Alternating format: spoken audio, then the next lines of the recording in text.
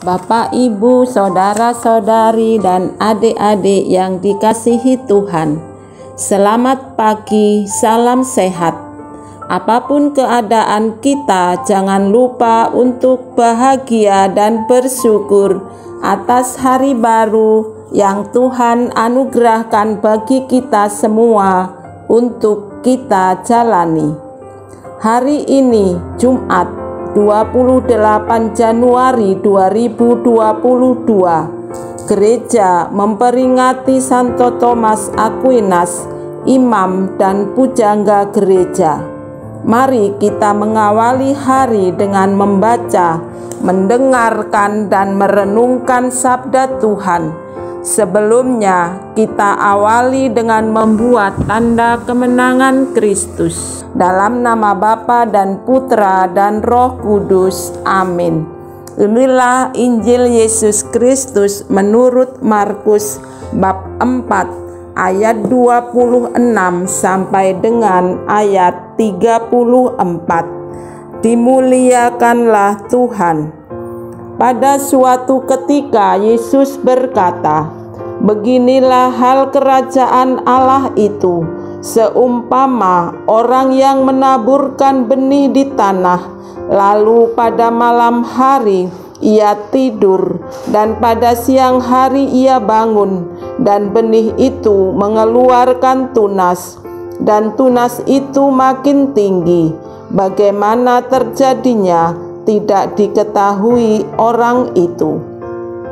Bumi dengan sendirinya mengeluarkan buah, mula-mula tangkainya, lalu bulirnya, kemudian butir-butir yang penuh isinya dalam bulir itu.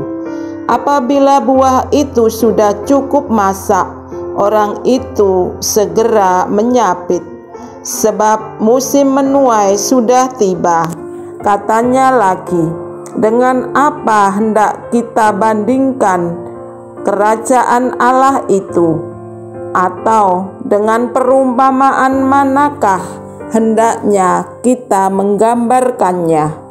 Hal kerajaan itu seumpama biji sesawi yang ditaburkan di tanah. Memang biji itu yang paling kecil daripada segala jenis benih yang ada di bumi. Tetapi apabila ia ditaburkan, ia tumbuh dan menjadi lebih besar daripada segala sayuran yang lain, dan mengeluarkan cabang-cabang yang besar, sehingga burung-burung di udara dapat bersarang dalam naungannya." Dalam banyak perumpamaan yang semacam itu, ia memberitakan firman kepada mereka sesuai dengan pengertian mereka, dan tanpa perumpamaan ia tidak berkata-kata kepada mereka, tetapi kepada murid-muridnya ia menguraikan segala sesuatu secara tersendiri. Demikianlah sabda Tuhan. Terpujilah Kristus. Bapak, Ibu, saudara-saudari, dan adik-adik yang dikasihi Tuhan, bacaan Injil hari ini tentang kerajaan Allah yang Tuhan Yesus ajarkan dengan perumpamaan agar ditangkap oleh para pendengarnya yang disesuaikan dengan situasi yang ada.